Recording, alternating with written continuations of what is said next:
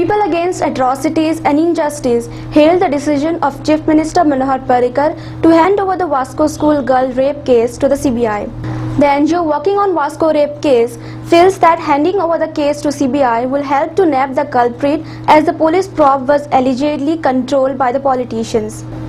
Cyril Fernandez, convener of PI, said the police were investigating the case under political influence, due to which the school headmistress was not interrogated thoroughly, with the other staff was not at all interrogated. The rape had definitely taken place with the knowledge of insiders, he alleged, while blaming the police for not conducting in-depth probe. Against the backdrop of the Vasco rape incident, as a human rights activist, I was following up that matter, and the second reason was that my daughter also was studying in the same school, and now she is going into the second standard.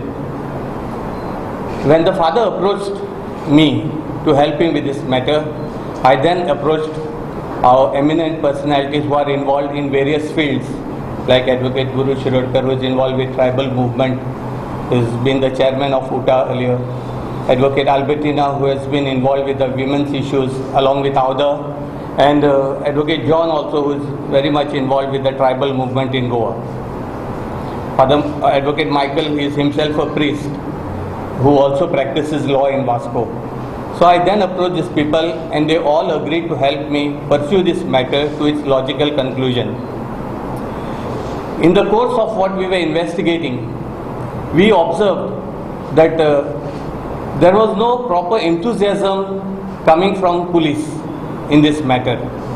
I have approached the investigating officers, met them personally, discussed this matter, but it was literally as if they literally had no time. This was the way their attitude to the whole issue.